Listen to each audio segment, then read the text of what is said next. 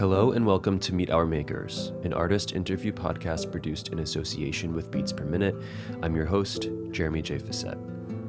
Today, we get to meet Casey Dienel. Casey Dienel is a singer, songwriter, producer, multi-instrumentalist who, although they did initially release music under their own name, Casey Dienel, they became more known as the force, the voice behind the art pop project White Hinterland until about 2014. They put out one more record under their own name in 2017, Imitation of a Woman to Love, but then kinda took a big break, a big hiatus from the music industry, essentially quitting. But now they're back with a brand new solo record under the Casey Dienel name called My Heart is an Outlaw. And in this chat, Casey and I go on a bit of a circuitous ride, always my favorite chats. But we do talk about this record quite a bit, including the writing, production, the choices that they made, and what led them to come back to the music world to begin with, and if they're happy to be back here. I know we are to have them back. I mean, you know what I mean. We talk a lot about life, about mental health, about priorities, about artistry, and everything in between and around. And, you know, it was kind of a free-for-all, and I love that for us.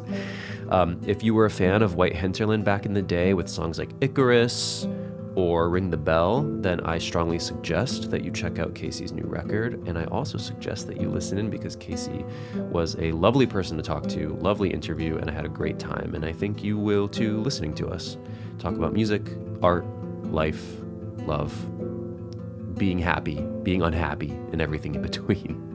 So thank you for listening. This is me meeting Casey Dienel. How are you? Devoid of that.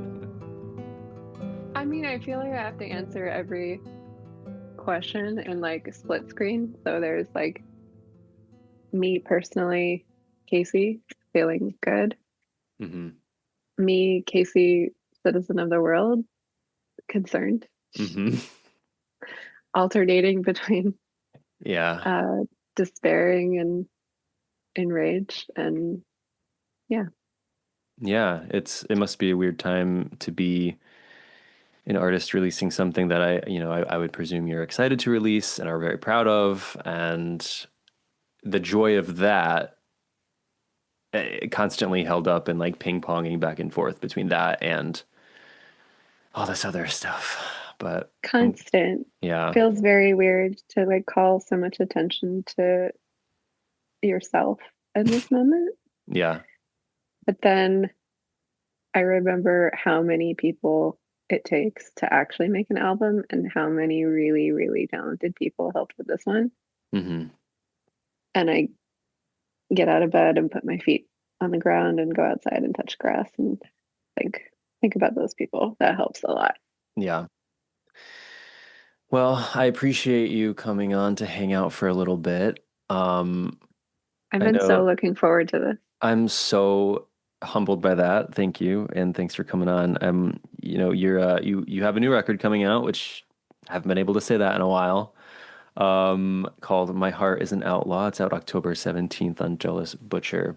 You and I have been like sort of chatting here and there. I don't know why that started. I don't know if I had already invited you to the show or not, but like we've sort of been like in passing for a while. So I'm very happy that we finally get to hang out and just sort of kind of chat for a little bit. Yeah, me too. This is the first podcast interview I've done for the cycle, so it feels fun, like a good place to do it. Oh, that's nice. Do you remember on YouTube when people used to comment like first? That's what they do on TikTok now. There you go. It lives. A new venue. It lives through you. I'm learning a lot. Yeah. That's a conquest I have not taken yet.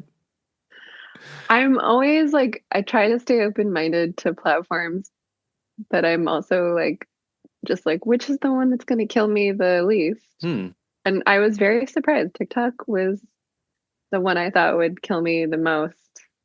Yeah. Except there's these like little pockets of like people who are like, I'm obsessed with gel tip, like custom nails, and all I do is think about those, and I just want a algorithm for me that's like people clicking them, and I'm like, that's really sweet that you have that. Or Hmm.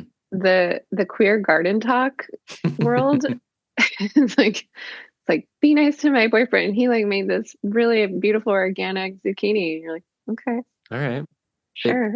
The way you're describing it is so much nicer than how I think of it in my mind, but the way you're describing it does remind me of like how Tumblr used to be, Yeah. you I know? literally said that to my therapist the other day. I was like, this is like my Tumblr life. Yeah, I do think Tumblr still exists. I was talking about this recently with somebody, but I don't nobody really uses it anymore.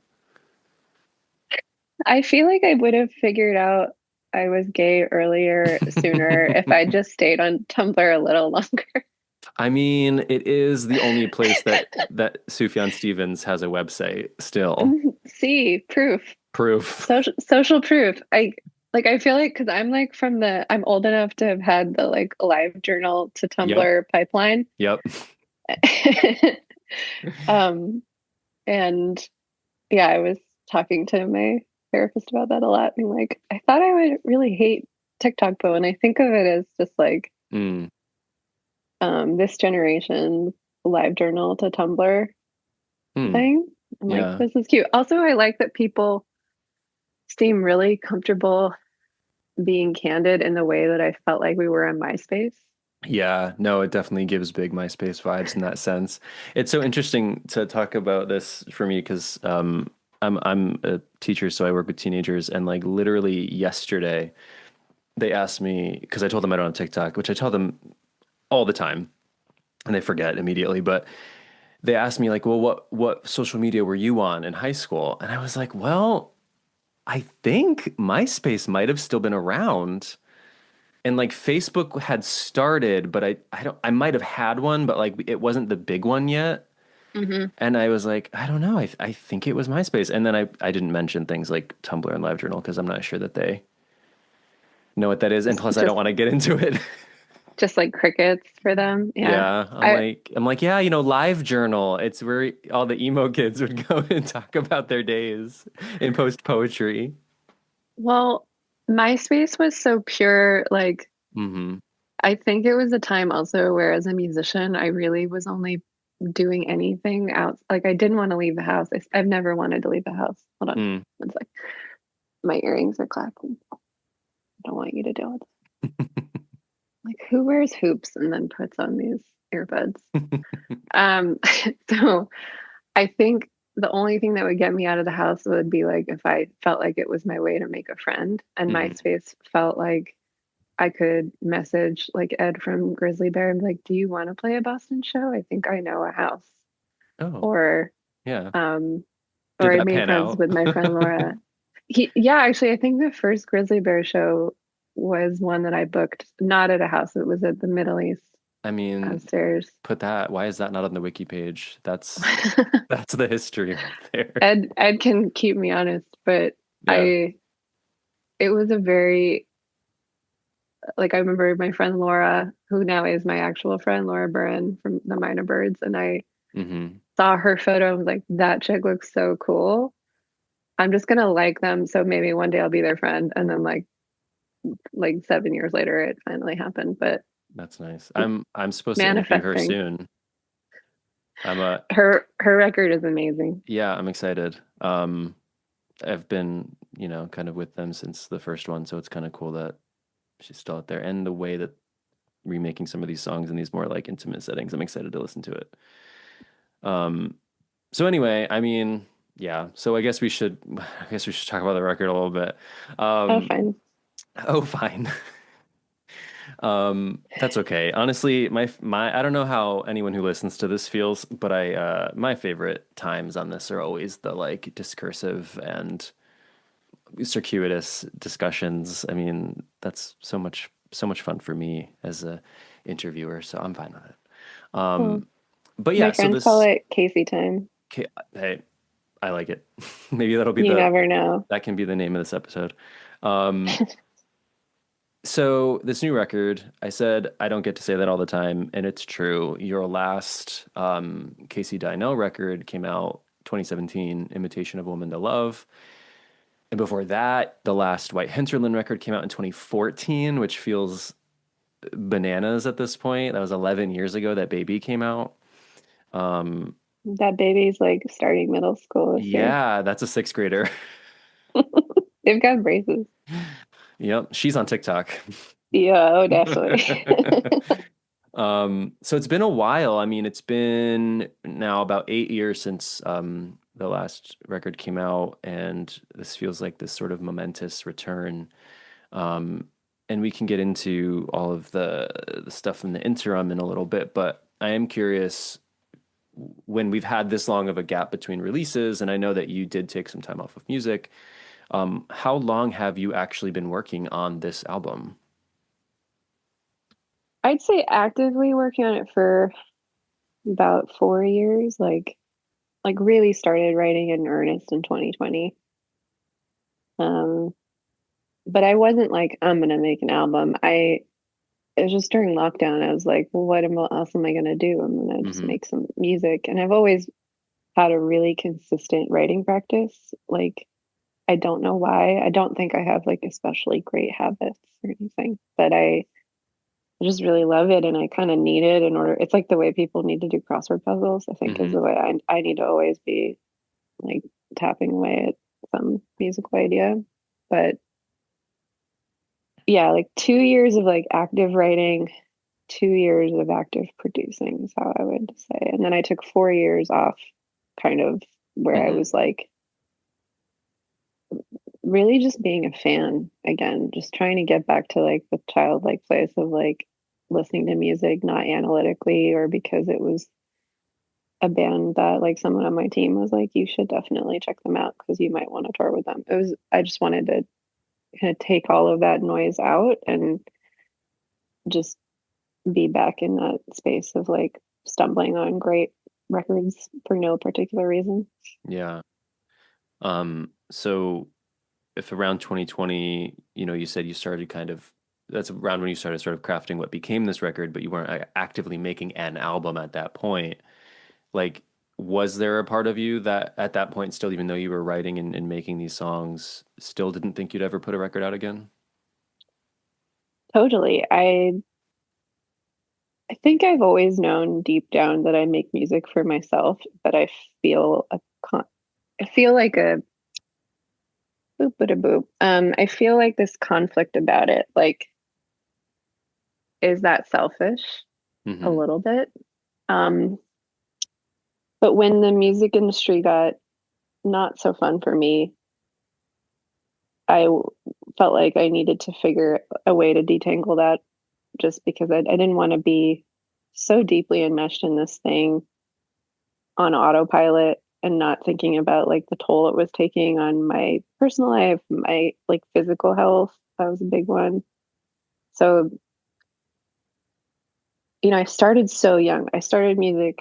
I like pretty much from the age of like 14 was like, I'm going to be a professional musician. Mm. And there was no question. There was no plan B. I went to a music conservatory for college for 2 years and dropped out. Like, I dropped out of music college to just go do music. So Right. I've always been kind of an absolutist. Um, and then I never questioned any of that. And I kind of needed to go and get a life, really. Like, I feel like I'm Benjamin Buttoning on the serious side. I think I was a very serious kid. And Mm. as an adult, I'm just trying to take the fangs out of being so serious all the time. Mm-hmm. Um, and part of that's capitalism. I think it's very easy. Like, the messaging you get is like, if you love it, it won't feel like work. And if you work really hard, you'll be successful and rewarded. And I think the only reward for working really hard is like more work, Mm. usually. Mm-hmm. More responsibility begets more responsibility. Um, and I just needed to get to a place where I could be like, great, I've got my music thing going, but I've also got like a girlfriend and a dog Mm-hmm. and and a home, and I can like see my friends and not miss their kids getting born. And Right. but yeah, we can talk more about it. But I think the general thing was I just was like, who am I if my whole identity is wrapped up in this thing I've been doing since I was like 4 years old? Yeah. Um, is that like enough? Is that strong enough to base your whole personality on? And I think the answer is no. Hmm. Like I don't think that's healthy. Um, and I just wanted to make sure that I was setting myself up as a person, um, to not have so much writing on this like one thing, because the other thing is like when an album would not do like commercially as well as we had predicted, I would take that on in like a very intense way. And I would take that on also for like all of the people working with me. Like if Yeah. if my album didn't do as great, but we were stuck on these tours, and or if we weren't selling enough tickets, like I would just feel so guilty all the time. Yeah. So um and then now coming back and bringing on a lot more people, I think I had a much clearer idea of like, well, if I'm going to ask someone to come do a session with me, I know what I want to ask of them. I don't just want to do it to do it. Yeah. So then when did you realize like, okay, now this is a thing I'm working on that's actually going to come out and I'm going to go through this process again? I knew the songs were really good. It's a um, good feeling. it is a good feeling. I I wrote "People Can Change." I was like the first one I finished. It's like, this song is really great. This is a complete sentence, a complete thought. Hmm. Um, and I guess we call them demos, but they didn't feel like demos. It felt like versions. I was kind of making these recordings at home, and I was like programming drums to sound like a live drum kit, like a live drummer, making like fucking with my synth to make it sound like a live fretless bass. And I think usually when I get to that place with music, I let it be a cue, Hmm. like a message. And the message is like, you gotta open up this world and let some people in. You can't do all this yourself. But I didn't know how I was going to do that because I was in Massachusetts. Hold on. One thought. I think I might need to switch to my other headphones. Can you hear me? I can. Sorry about that. It's okay. Honestly, I have a Google Pixel and my Pixel Pods, as they call them, do the same thing. Tell me that they're charging and charged, and then they're not. So I think it's just a thing. I'm not really an AirPods guy. Um, but this is good because I can hear you. Okay, good. Anyway, Okay, what was I saying? you're talking about opening up the world again, Yes, inviting people in. Yeah. I ran into Adam, the producer, Adam Schatz, at a Japanese breakfast show. I was like backstage, and it was kind of still COVID because we were all masked up, and we were catching up very briefly. And he was like, "What's the deal with your music? I know you're writing it." And I don't know. When I quit, I was like, I quit. And when I Hmm. say I'm going to quit things because I have a Scorpio moon, I really mean it in the moment. And he didn't believe me for a second. He's also a Scorpio, so he couldn't call it. He also would not like me classifying him through his zodiac sign. So shout out to Adam. But I was like, if you care about it so much, why don't you just come help me? Hmm. And so it happened pretty quickly. It was like,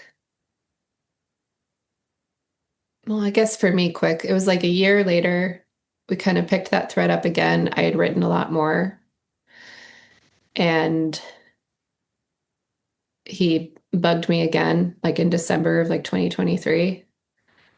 And I was like, I don't know. I'm not ready. Mm. I don't want to make a whole album right now.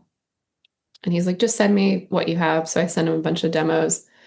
And he's like, these are really good. And you know that. Let's do something. So yeah, like basically 2 months later, we were in LA working on it. Mm. And after the first session, I was like, okay, this feels album shaped. Um, and then I wrote kind of the other half of the album Okay. pretty quickly after that. Yeah. I mean, was that something that was, for lack of a better word, sort of tricky to admit to yourself that you were like embarking on an album that would come out and you'd be unquitting? Yeah, because it's embarrassing. Hey, I mean, people go on hiatus all the time and then come back. So look at LCD Sound System. Exactly. That was exactly what my friend Sean said, was like, you're worse than him. I don't know. We'll get into I this. don't know. I don't know if I agree with that hot take. Yeah. I guess it just was like the music was so good, and then things just started to flow very quickly. Like, Adam was like, who would you want to play on this? And so I just sort of made my little dream list. It's like I would love for Spencer to play on it. I've been friends with him forever, and we never really found a project to work on. Um, and then Meg was someone also I had seen play at like Red Rocks with Perfume Genius, and was like, man, I want to write for that guitarist. Like that sound is amazing. And I already had heard all of Meg's music and loved the Hand Habits records, but it was kind of like, I guess the best way to describe it is the entry point for me for a lot of albums, but especially this one, is if I zoom out and think of it like a film director and I'm making this movie, and it doesn't have to be specifically about me, even though I'm very much writing about myself. Um, it's sort of this like sleight of hand that I have to perform with my psyche, where I'm like, it's not really about you, and there's no pressure involved, and you're not spending any money whatsoever. And somewhere in there, I can give myself over to the process. But when we thought about it like central casting, and we're like, okay, what kind of room would this record be in? And the one thing that was really interesting to me as an exercise was to think of like kind of mid-career albums from really big pop artists like Springsteen or Mm. Bowie or Queen, and be like, how come I've never taken up that much space sonically? Um, how come I've never really like I think the live at Wembley space was very interesting because I've never been like a big headlining act or anything Hmm. like that. I was kind of always like world's best opener because I have such a small footprint and nobody has to move their gear. And on the average day, I think I'm pretty easy to hang out with. So I I really prided myself on being kind of like right sized and easy to work with and all these other things. So I made a lot of records thinking about like the economics of what I could achievably do live or what I could replicate. And this one, I just removed all of that and was like, you don't got to worry about that. Just make like a big studio album and see what that's like. And stepping into that space felt very interesting. Mm. And I loved the kind of cognitive dissonance of these really, really big kind of Nilsson-esque flourishes, and then my way of singing and delivering, which is unmistakably me. I cannot sound like anyone else. Even if you put me in some sort of like Rumors Tuscan drapery, it's still somehow always just it's like, yep, that's Casey. Casey's there.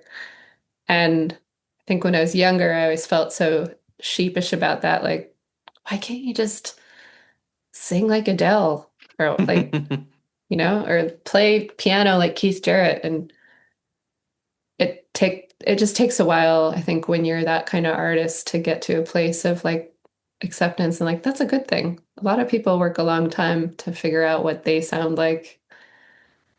My thing is more like finding out where what I sound like fits in. Yeah.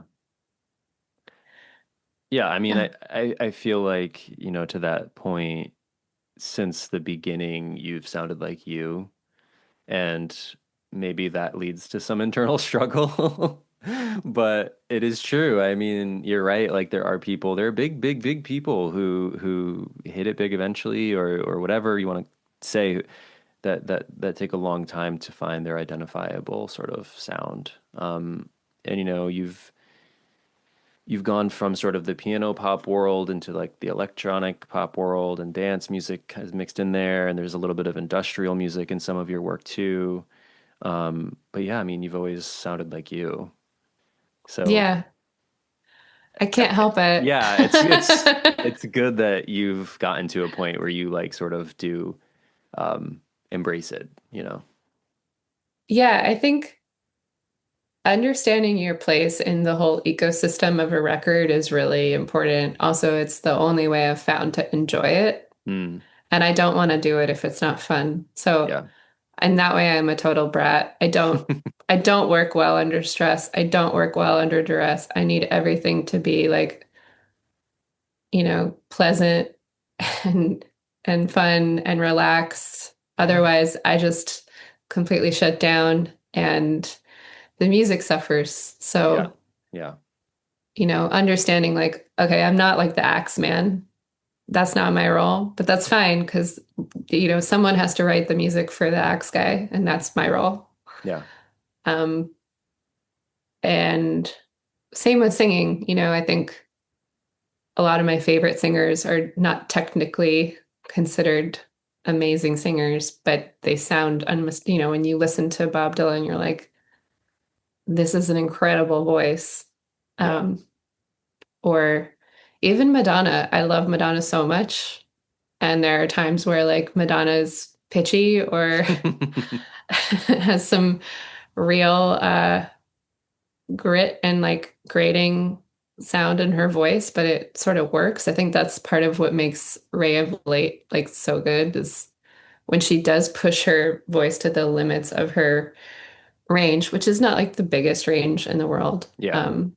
It feels really like accelerated and interesting and risky.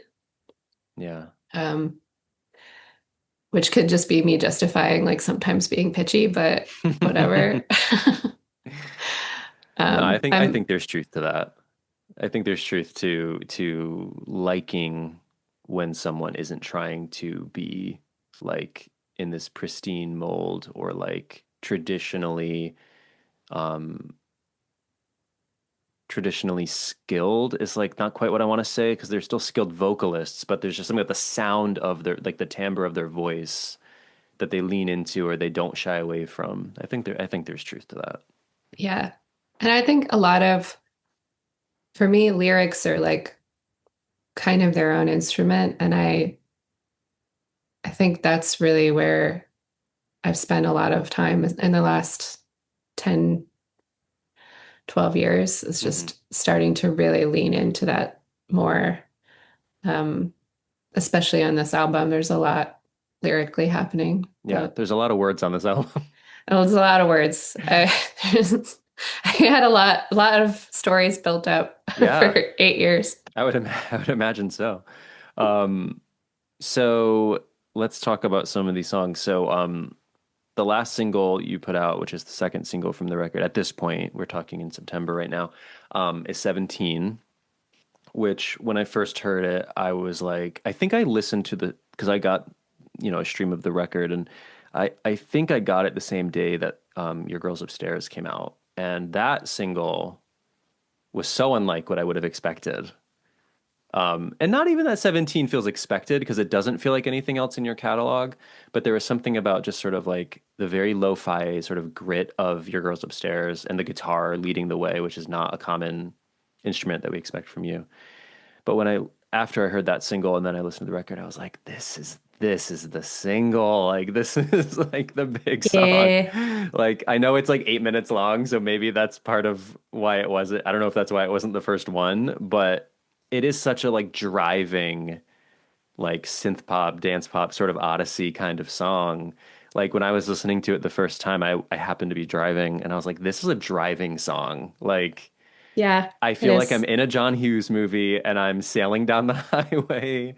Like, I don't know. I mean, is that sort of like the vibe you were going for with 17? The like, take it away. Yeah, Yeah, yeah, kind of. it absolutely. I was so um It's like blissful almost. it is, and it's really hard to write happy for me anyway. I find Mm, it really like hard to stay in that space and find something like authentic and not cheesy or glib. yeah. Um, which I think is why it took so long to finish, because that was one of the earliest songs that came forward. But I was like, man, this is so,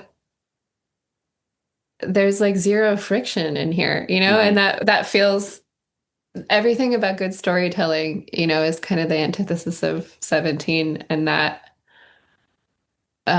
was pretty exciting to me as a songwriter. Like, Yeah. I felt like, how can you tell a really meaty, interesting story about something where nothing bad happens? Yeah. Where's Like, the conflict? there's I'm an English none. teacher. Where is the conflict? I know. I know. It's hard to, I think, letting all the seams of that whole night, because that was a real story. So I just sort of was like, put my reporter cap on, Hmm. like, let's just write what happened. Yeah. And uh and everything that's in there pretty much is what happened. I was in Galway on this solo road trip, and this really charismatic drunk guy started talking to me, and uh everything he said was like a cone, like ripped out of like a calendar, like a quote calendar. Hmm. Like, we have to take you to Connemara. It's where all the lovers go. And it's like, how is this person real? Yeah. But I'm always drawn to people like that, for better or for worse. I need to stop dating them, but I think sometimes it's like, maybe because I'm such an observer and Hmm. I wouldn't say I'm shy, but I'm autistic enough that I like to be in the background, uh, watching things before I engage with them.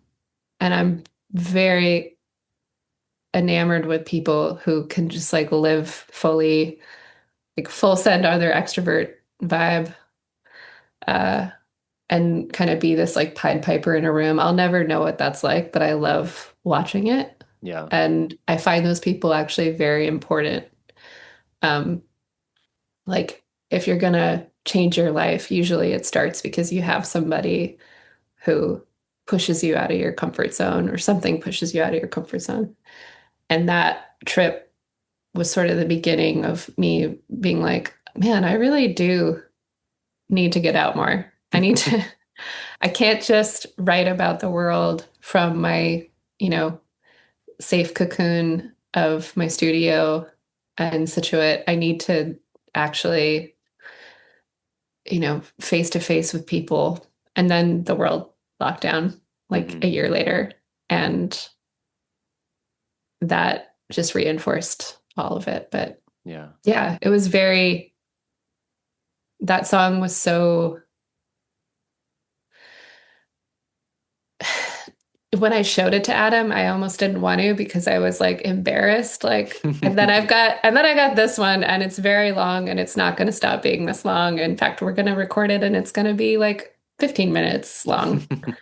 So the 8 minutes is the cut down version. But I think there's something about the way it feels so effervescent to play, and to be inside that space. It just like something somatically must happen Yeah. when I listen to it, definitely when I was writing it. And that string line with all of the kind of chugging syncopations that's happening with the bass and the drums, something when you put that string melody over it just takes you somewhere. I'm not sure where, but it's a good zone. Yeah. Yeah, it feels to me, it's funny you mentioned it could be that there's a 15-minute version because it feels to me like uh if I was the one who made that song, it would be the last song I play at the concert and it would be a jam and it would just go on and on and on and on and on, be a big dance party because like that's what it feels like. Yeah, when we were recording it, um, so I didn't give any of the players demos. Like we had them made just in case for our own posterity. But the thing I don't like about demos is that you might get too wedded to the idea and then Hmm. you miss the bigger um, pot of gold at the end of the rainbow. Kind of overlook it because you're too worried about making sure you get what the composer, the songwriter, you nail their vision.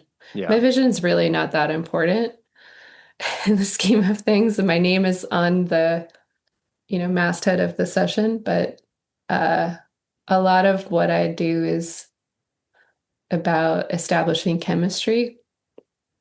So finding the right grouping of players who are familiar enough with each other, they're going to enjoy it, but also not so familiar, like they're not like a band that play all the time, Hmm. because then they're going to kind of be stuck in their own little circuit. Right. So this was like, imagine you put a bunch of people in the big room, you give them a chart, you play through the song once, and then you're like, roll tape. Hmm. And I think on take like 3 or 4, we got into it. And I think that's what you're hearing in the finished Yeah. result. And it just kept going. And Adam kept looking at me like, uh, cut? I was like, Yeah. nah, feels No. good. Feels So good. what it was recorded live, all of it was? Not the strings and not the backing vocals, Oh, yeah, but right. all of the tracks on the album, the all basic The main tracking was tracks, done. yeah. Yeah, which felt really important because imitation was, I played every note on that album, which was amazing. And I'm really glad I did that. It was a very powerful experience. But Hmm. for this, I was like, it's just going to be faster if we do it all together. And I think after the pandemic, I also was especially like, I hate the word jam, but it is what I want. I was like, I want to jam. Yeah. And You want to be in a room with people making music.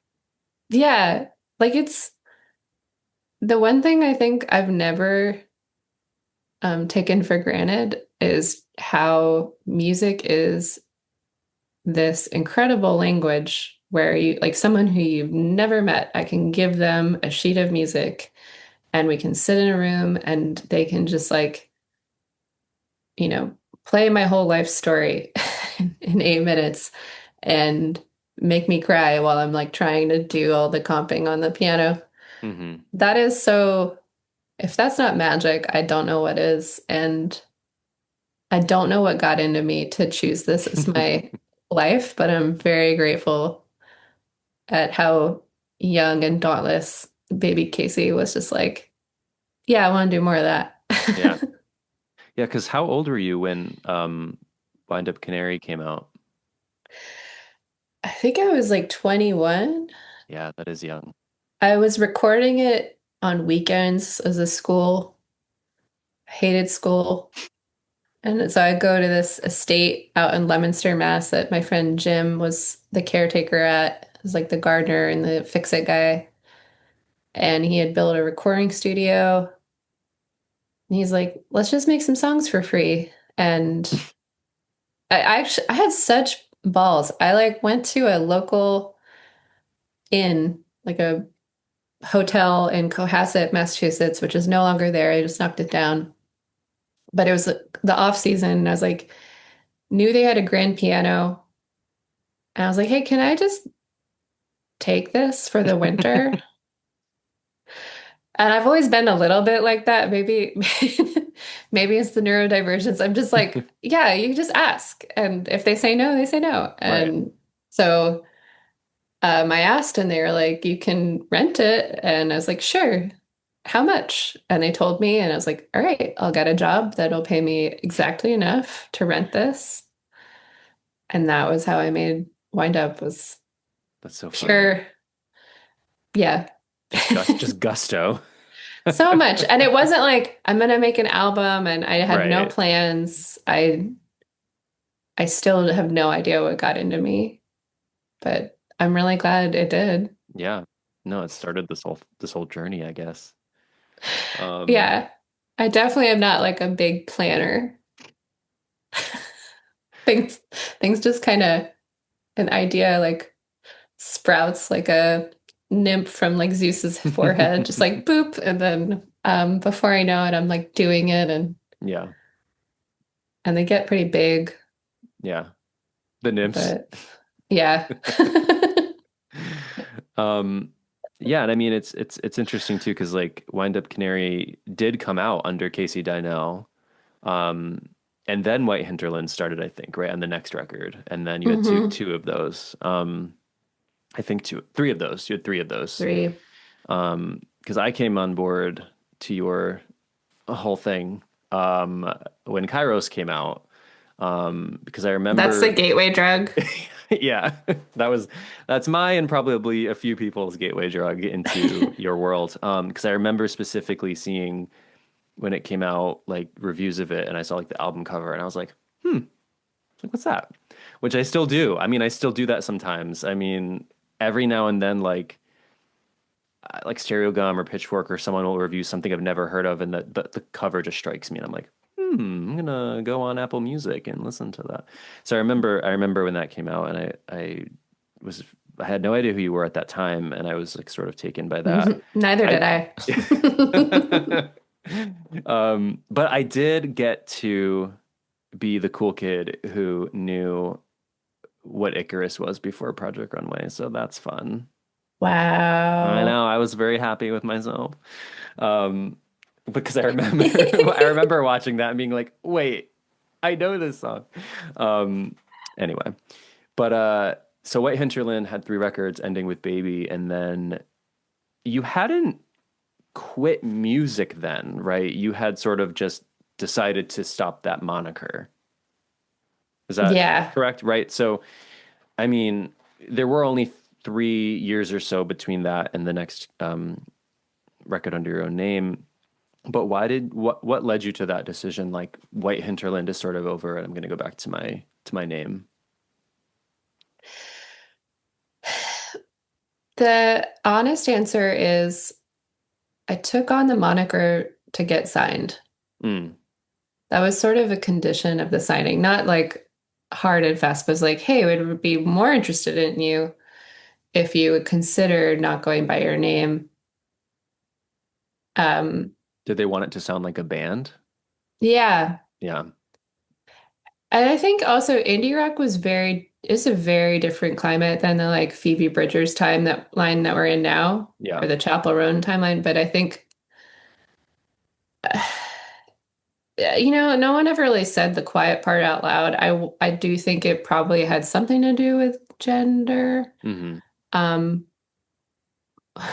but I think also in some ways for me, I was really grateful to not be myself because like, as I've established, I had no idea who I was. Yeah. And I was so young. I was younger than I realized at the time, but looking back, I'm like, the last thing I wanted to be was Casey Dienel. I wanted to be mysterious and Mm-hmm. um at the time I would have really hated if someone said sexy, but probably a little bit of that. Uh I really just I come from a small town. I'm not cool, you know? And it felt like this way. I have a funny last name that like people can't pronounce.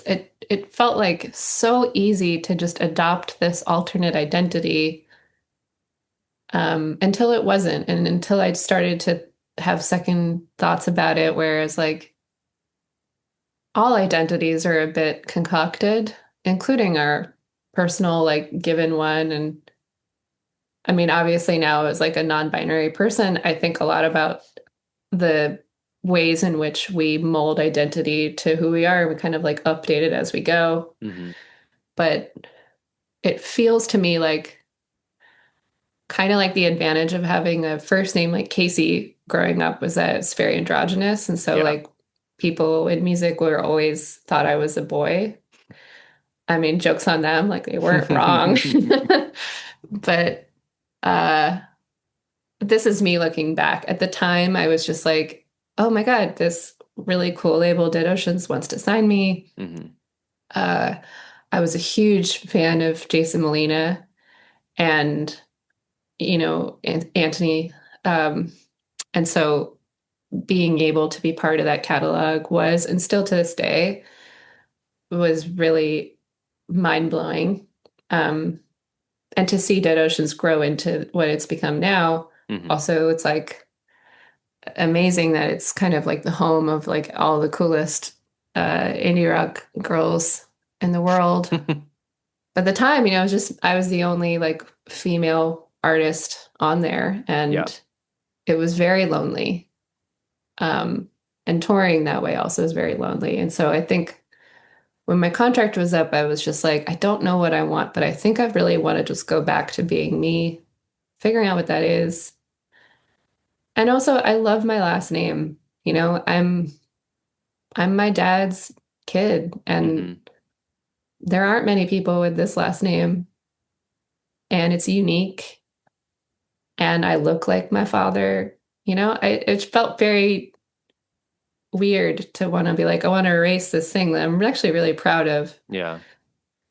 Probably overthinking it, and it's, you know, it's a nightmare for it's a nightmare for SEO and metadata and DSPs. And like, if anybody out there is like, should I have a band name? Like, just choose one thing and stick with it. But yeah, I know. I was talking about that once with Spencer Krug of Wolf Parade, because he has so many. He has so many. And he was talking about how Dan Bejar of Destroyer just picked Destroyer one day in the 90s and just stuck with it. And I'm like, yeah, that's a way to do it.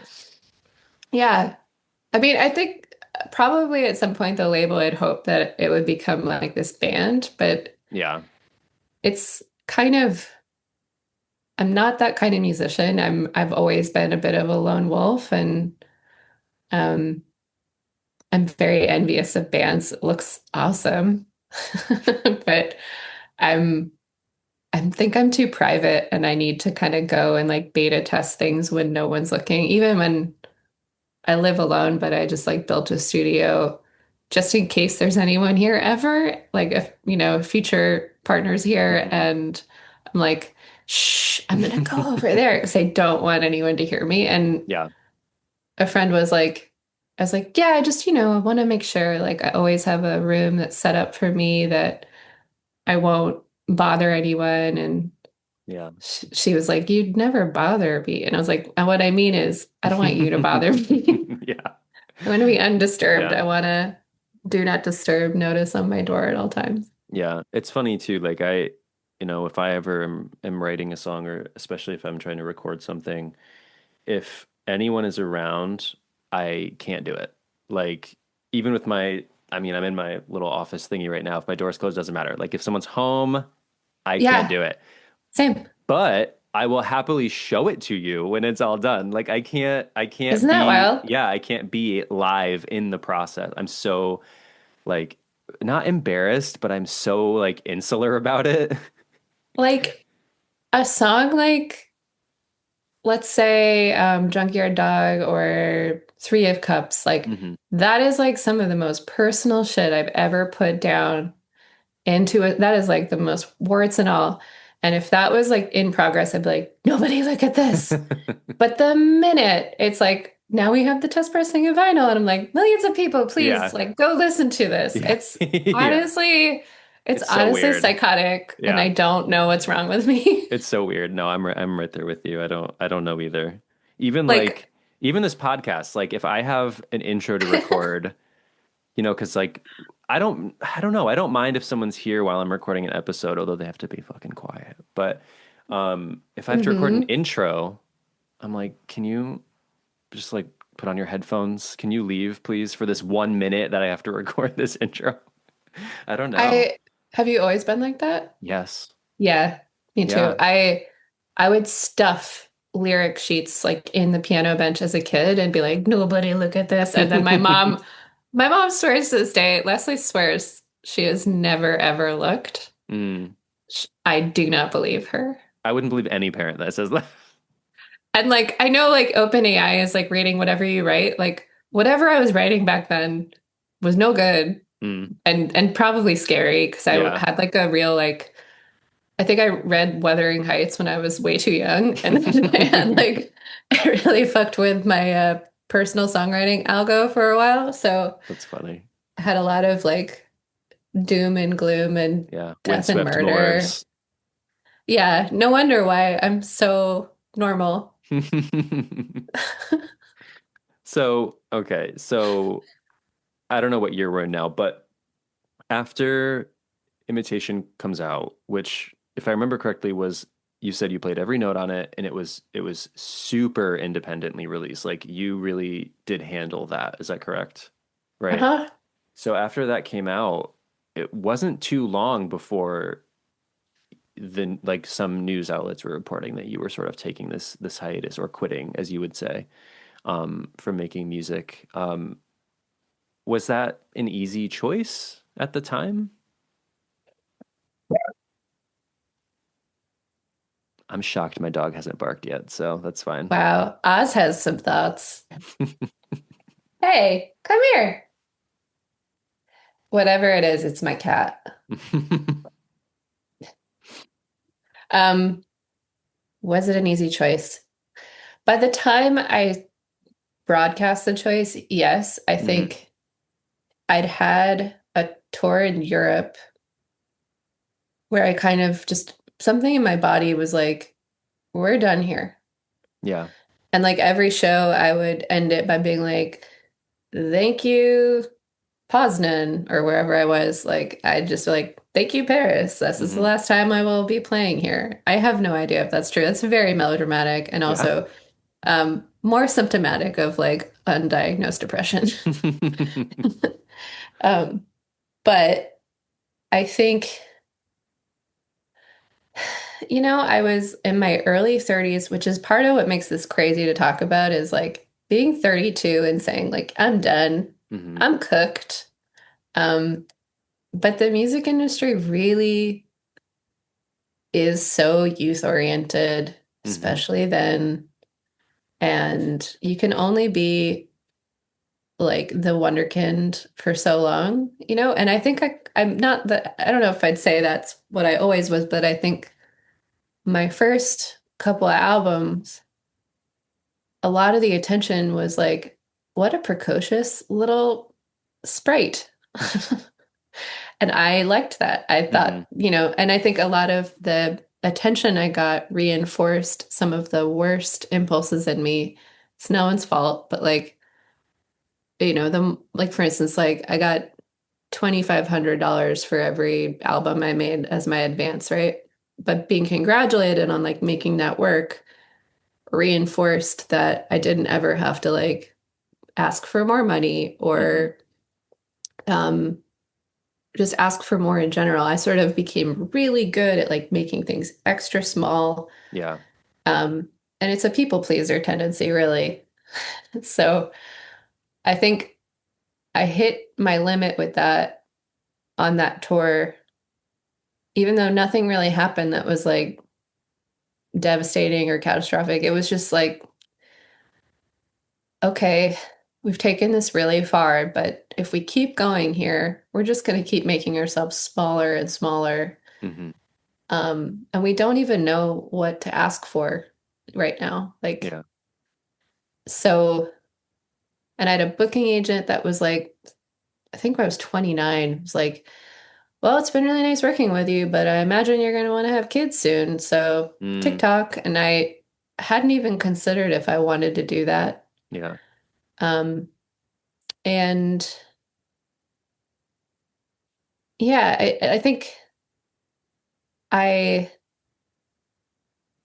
the parts of the music industry that were toughest for me is that it was like so much condensation of the self into product. Mm, And even when you're that independent, that was Dead Oceans at the time was like a pretty smaller label. Um, and creatively, everybody I worked with was really great. Like every person Matt LeMay, who kind of was my closest collaborator for many, many years. I mean, I would trust my life with that guy. Uh, so I had a lot of really positive experiences, but then something about metabolizing the album publicly was just not sitting right. mm, Um, and at the time I couldn't put my finger on it, but I think a lot of it was like a mix of cool gender dysphoria, burnout, hmm. workaholism, people pleasing, all the good stuff. Yeah. All the stuff that's like in like some sort of Bradley Cooper biopic waiting to be made. So it was sort of like a self-preservation maybe thing that you extricated yourself from that. Yeah, I Yeah. remember having a thought where I wouldn't say I was like actively suicidal or ideating, but I had like a thought of like around Baby, kind of things with Baby were really intense in general, but like the making of that album was personally very intense. And I was coming out of this relationship that I shouldn't have been in the first place, but it was just like, this work will save me. And when the Mm, work couldn't, because work can't, right. it's not what it's here for. It's just like, a relationship's not going to save you, but your mind can, especially in anxiety and depression, it can really convince you that that is a real construct. And I had a thought where it was just like, wouldn't it be nice if this all just stopped? And I Mm, didn't have to be a body, and I didn't have to think about how I'm going to make money doing this, how I'm going to make the economics of streaming work. Wouldn't it be great if I could just like flip a little switch and not have to worry about what comes next? And that to me was like, you can't continue on from yeah. here. Something needs to change. And I started going to therapy like right quick. And one thing that my therapist said very early on, because I went in, I think for the first like year and a half of therapy, I was like, there's nothing wrong with me and I don't know why I'm here. I have nothing to say. I'm Mm. completely well adjusted. And having someone say, when's the last time you took a month off? Yeah. When's the last time you just went on a trip for fun with your friends? Uh, and it was just, yeah, like I'm so grateful in some ways for that moment because it really don't want to know what it would have been like if I had continued Yeah. um, on. And, it's a hard business. It's a very hard business. And I always prided myself on how tough I was. But in the last 8 years or so, I've been kind of working to be like, you don't have to be tough. Like you could, Hmm.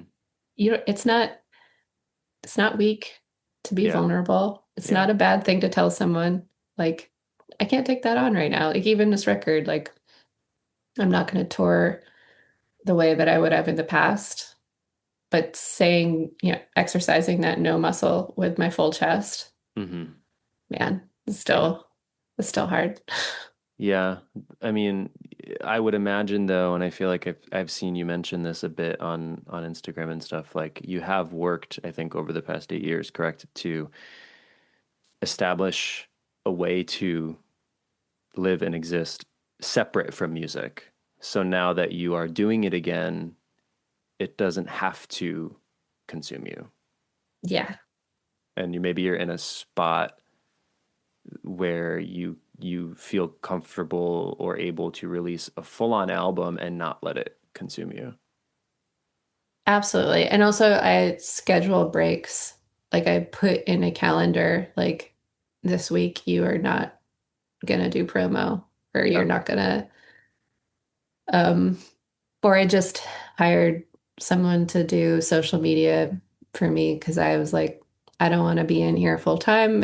It's not great for my mentals Yeah. um and I need the help. And luckily with my day job I can afford it. Mm-hmm. But I think even getting to the place of acknowledging like I need help with this. I can't Yeah. do this all myself, or uh you're not really being a hero when you do it all yourself, but it's hard in independent music, especially. It's just like so reinforced. Like, Yeah. um, but everything about this album is very different because I really had to get real about like what I could take on, which is part of why I had an outside producer. Mm-hmm. I technically can produce my albums. I've done it. I'm really proud of those albums, Yeah. um but to do both, to be both the talent and the producer takes a lot of energy. And um or same with like I could engineer all of my own vocals, but that is a lot more, it engages a part of my like self-critical side that Mm-hmm.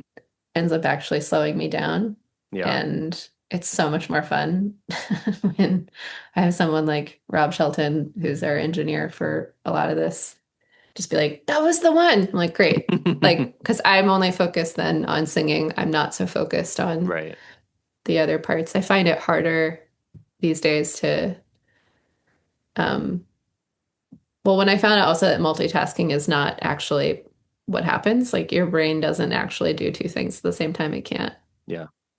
Man, did my ego really take a hit that week? But I think accepting like you don't have to do that, and Yeah. seeing how much of my own ego can rise up in those moments is very, I find it very amusing. It's like a whack-a-mole where I'm like, there you go. You don't need to do that. Adam Yeah. can do that. Um, but that is a very new muscle. Like only in the last like 2 or 3 years have I really allowed that. Or for the album, an Imitation, I didn't have anyone working on promotion. I did all of that. Yeah. So I'm not doing that this time, just It's a lot. Yeah. outsourcing. Yeah. Is a lot. It's not cheap to do it this way, but I have the ability with my job outside of music, Mm-hmm. and that feels cool too, to be able to put that work towards, musicians that I think are the best. And I'm like, come work on my album. Yeah. Or, you know, it's, there's trade-offs, but not being full-time it's just removed a lot of the angst that I felt. Because I think that other myth is like, it's so American, is this idea of meritocracy. And, I'm friends with like some of that 2% of musicians who made it and never have to worry about work again. But like, I think also from seeing their lives unfold, Yeah. I I'm really grateful for what I have. I'm really grateful for what they have. And I wouldn't necessarily want to switch places. It's Right. the problems at a certain scale become more scale, taking on more and more. They don't Yeah. really lessen in complexity, and the responsibilities rise up. And I think it's a certain kind of person that can take that on and really, really do well. And sometimes I see like seeing the way Chapel Roan just like blew up like that, and watching her describe some of, I mean, very different scale. I know it's not the same, but I could really relate to some of that pressure buckling inside that is very hard. And especially with the internet, Yeah. um, because, you know, the internet is not always a safe place for everybody. No. Especially now. Especially now. Do you think it's too early to say or even to know if you have fully unquit? Like, do you think you'll do this again or? I think I've unquit. Okay. I'm always writing. Right. I think what I would propose is for all artists to look at, like, I think we're in an interesting inflection point of, okay, like, here's the system that we have, but how do we actually want to engage with that? Like, you know, I have my friend Laura, who's just removing her future release from Spotify, which I think is really radical and awesome. Yeah. And yeah, I'm glad more and more people are doing that. yeah, I think about it all the time. Like, you know, it's still up there. Yeah. Do I want it to stay up there? And I guess it feels both a hard time, but also a good time to be imagining better alternatives. And Yeah. so part of why I try to be really transparent with people that, like, music is my calling, but it's not what butters my bread necessarily, is because I don't want someone to think that's the inevitable outcome of choosing it as your vocation. Or, you know, a lot of really, really amazing musicians that may not be saying it, but like definitely have to support themselves with either being like a developer at a tech company or a trust fund or whatever it is. It's just very rare that we're able to do all of this. The economics are very tough. And then that's trickles down to everything. Like, I have friends in film that are kind of experiencing the same thing with the ways in which the film industry is consolidating, or obviously journalism. I think it's a tough moment, but I get really excited by what else could be out there. And so, yeah, I feel like I've unquit, but what I'm curious about now is, like, if I'm lucky, like, what would the next 20 years of making music look like? That's an exciting and terrifying question to me. Yeah, but it does, though, seem like you're in a zone in every aspect of that word that you weren't in back in, say, the Kairos or Baby times. And so now it does kind of feel like if we do ever get another Casey Dienel record, it'll be because you wanted to make one. Like, you know, and I feel like that sort of organic release nature is one that would suit you and probably many people better. Yeah, and you gotta, like, go to the mountain for a bit, climb up it, see what's up there. Like, Right. I'm not ever gonna be, I've never been the artist that could crank things out on a regular cadence. Um, and I kind of need things in my life to shift for me to want to write. Like, what I'm writing right now, very different tonally from this album, because My Heart is an Outlaw, like,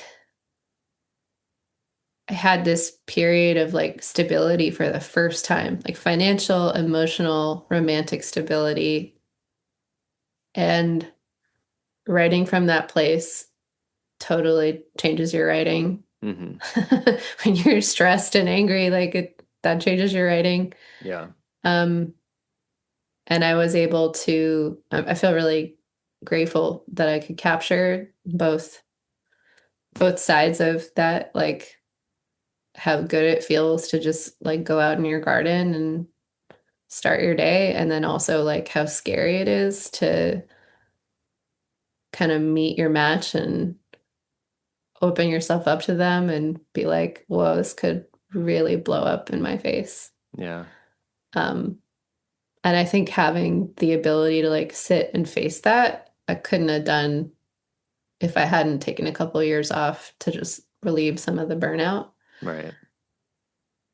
but the next album will probably be different because there's been a lot more loss. And I mean, not to like but that's life. And Yeah. I think it may sound silly, but like my cat of like 17 years, my like life partner passed away. And Mm. I my uncle, who actually he died like maybe a decade ago now. That's crazy. Uh, but I think I'm only now just beginning to figure out how to memorialize and like write about him and his life. And it's Mm. just interesting to see what comes forward. And I think that's kind of what all songwriting is for me. It's just like another way to pay closer attention and Yeah. not let everything slip through the cracks. It's just like my remembering. Um, but I mean, a lot of imitation was like dealing with this crazy whirlwind of stress and drama. Just being like, what do I do? Um, but my heart as an outlaw is much more grounded in that way, which makes the flights of fancy feel probably a little fancier. Yeah. So we're really basically out of time, but I did have like lightning questions set up, and I'm not You sure can you can tell as many questions as you want. I have time. I'm gonna try and breeze through these lightning round questions. It's supposed to Okay. be like off the dome. What is like what comes to mind when I ask you what food or snack that you are enjoying right now that you think more of us need to be on board with? Mm. Oh man. Snack or food? Or beverage, I suppose. Oh my God, is my brain going blank? Um, Well, what are you oh, really into right now? I am obsessed with the Dishoom cookbook. It's not really for snacks, it's a project, Sure. but I will make the black dal from that cookbook. It's quite a process, but it Okay. is like the most comforting food. And then I'll make paratha from scratch, and that is like a perfect, especially right now, transition weather, Mm, perfect meal. okay. You heard it here Mm. first. Yeah. Um, you are also on social media quite, especially lately, I feel like very vocal about your opinions on anything, everything. Some people are made of water. I'm just made of mostly opinions. You are 78% opinions. Yeah, absolutely. Um, do you have a hot take for us to take with us today? You should be putting ice in your wine more often. And if your friends are doing it, don't judge them. I love Red it. or white, just, Cold. I Make like a it cold. make it Diane cold. Keaton drinks her red wine ice cold. Just Amazing. remember that. Classic. And then finally, this one I ask a lot, but I like it. If you could watch a movie for the first time again, what would you want to witness? There is a movie by Krzysztof Kieślowski, probably saying his name wrong, called The Double Life of Veronica. And I Hmm. still feel like every time I watch it, it's the first time, but I would love to go back in time Mm, and watch it in a theater for the first time. I think it's a magical movie. His cinematographer is a very famous Polish cinematographer, but he uses these yellow fills that make the lighting extremely romantic and just mm. like, ooh. But the music, the score, there's puppets, there's sex, it has everything. It's That's great. everything. There's doppelgangers. Wow. Who could ask for anything more? I have not seen that, but did he do the three colors? Yeah, Is that him? Okay. All yeah. right, cool. So oh, the last one I forgot. I asked you on Instagram this question. I forget what you said though, but I asked what your favorite music videos or most formative music videos were. And I feel like if you answer now, the answer would inevitably be different. Might be. But like, what's one that comes to mind? There's two. I think George Michael's Freedom 90 is one of the most iconic uses of music videos. And the fact he isn't even in it, and yet it's like just like the most perfect, gayest thing. It's just the best. I think him being like, I'm not going to be in it is so choice. I love that for him. And then my other is obviously you got to go with Madonna's Vogue. Like classic. I think when I saw that, man, there's so many George Michael videos. I also when I saw Vogue and I Want Your Sex, I think something in me like came online. Yeah. And was like, wow, should I be liking this? And I, to this day, still get like a little chill when I hear those opening chords on Vogue. And it was like your sleeper cell trigger. Yeah, it was like Earth to Casey, you're queer. Like, but something about it felt like home and to me, and it just, like, and the way that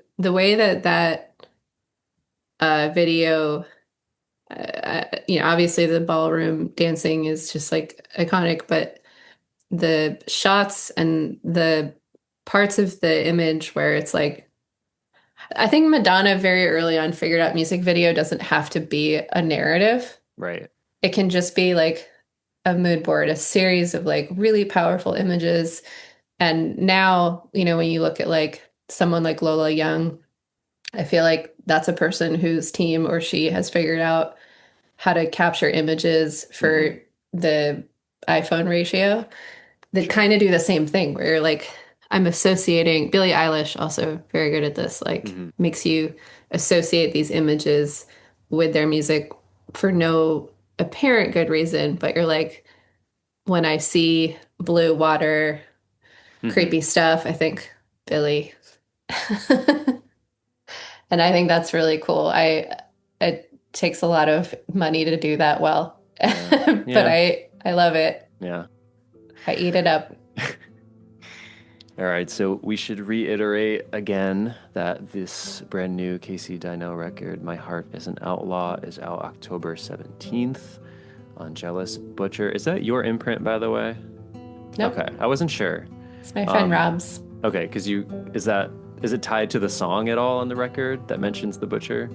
No, but was it helpful in making me decide? Yes. Sure.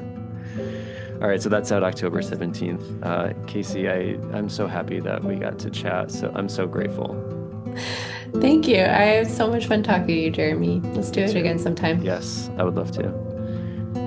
All right, take care, Casey. Bye. Bye-bye.